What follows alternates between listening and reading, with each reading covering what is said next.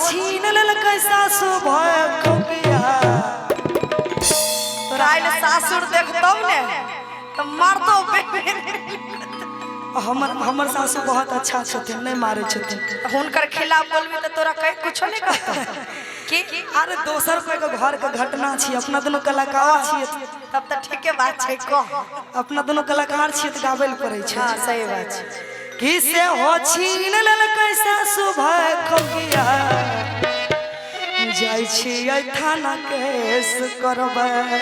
सखी गे जाइ छियै थाना केस करबै कि सखी गे जाइ छियै थाना केस करबै कुछ बोलतै ता अबरी फेर लड़बै। बाप रे बाप हम नहीं जानलिए तू एते हर जाइयो है। बेगूसराय के छियै, छाटल हर जाइ छी। आब तो हर जाय छो हाँ एक दिन लड़ के देखी है ना कि सखी गे जाइ छियै थाना केस करबै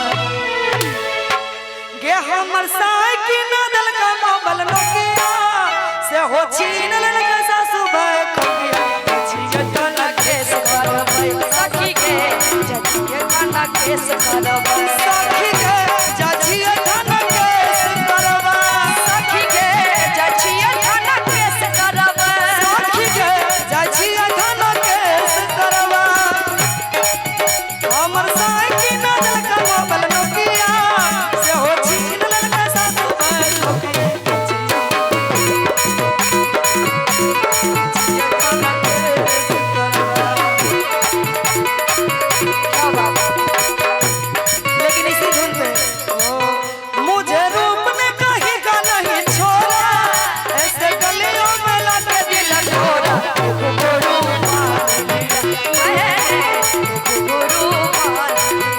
मैंने ये घुंघरू बांध लिए मैंने ये घुंघरू बांध लिए मुझे रूप ने कहीं का नहीं छोड़ा ऐसे गलियों में लगे दिल छोड़ा गुरु मैंने गुरु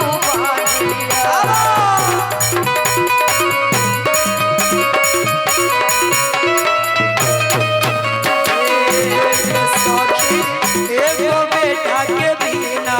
सब बजनिया कहै छै सखी एगो बेटा के बिना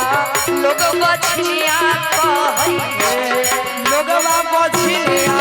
कहै छै सबे बछनिया कहै छै सखी एगो बेटा के बिना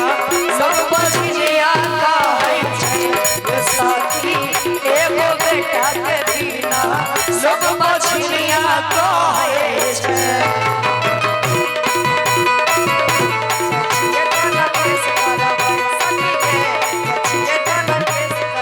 लेकिन सखी से कहते हैं एक सखी की कहै छै जे सखी बोल ले हमर दुल्हा गेल रहे बिहारीगंज अच्छा कमावे ले बाजार ओ तो हुआ से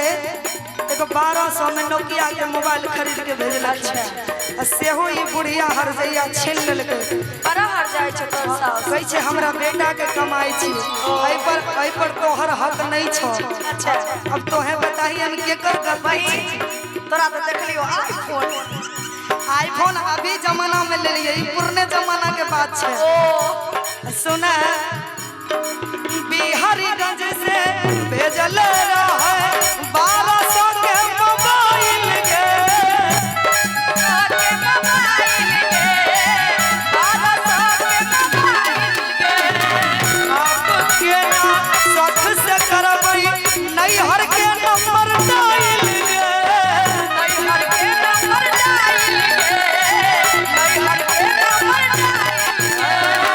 बिहारीगंज से भेजल रहे 1200 के मोबाइल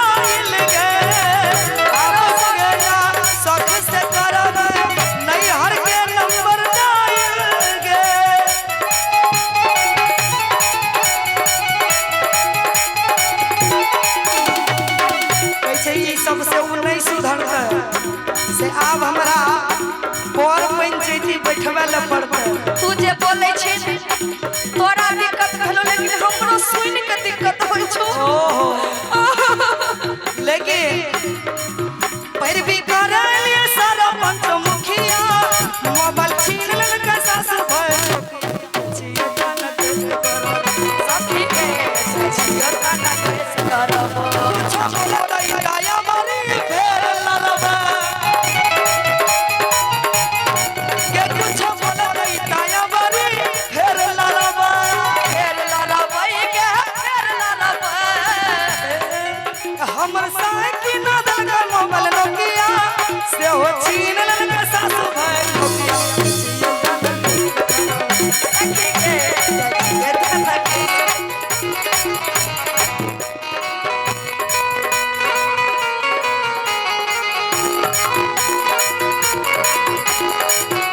ए हो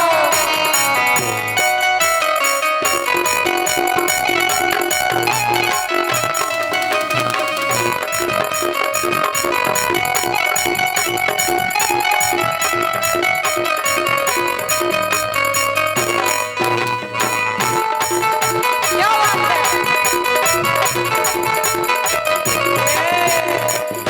और की सब कहल को वही लेकिन औरतिया कहती है अगला अंतर में भैया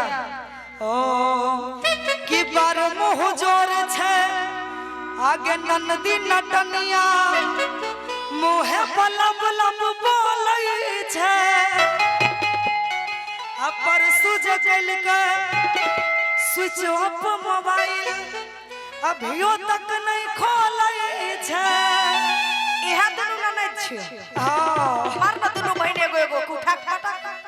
जितवही कहाँ के छिए यहाँ घर कहाँ सहरसा कोलकाता तब नहीं जितबे ई जोन भाषा में गाली दे लग तो समझबो नहीं करबे। सही बात है। अच्छा अच्छा भाई खौकी का मतलब समझते हैं नहीं तो भालो अच्छो अच्छा आप अपना अपना भाषा में कुछ बोलिए तो बोलिए ना मतलब केना दर्शक के प्यार करे छै कने बोल दियो ई लागे छो समझे हार जेतो। तू बोल की बोलबो हाँ बोलको ठीक छ ई गाड़ी पटरी पर तनी तनी दौड़े वाला छ तो अपना भाषा में बोली ना ठीक छो हो ठीक अच्छो अच्छा अच्छा सुनिए आप अपना भाषा में लोगों को बोलिए आई लव यू अपना भाषा में हिंदी में ना मैथिली में আমি তোমাকে ভালোবাসি ये बाछी ताछी की के छे पता अच्छा चलिए आइए गाएंगे गे पर मुँह जोर छे ननदी नटनिया मुँहे पलम लम बोलै छे परसू जे कल के स्विच ऑफ मोबाइल अभियो तक ना खोलै छे। लेकिन की खूबे गार दै छे देवर पशुपतिया आ मोबाइल छीन लेलकै सासु भाई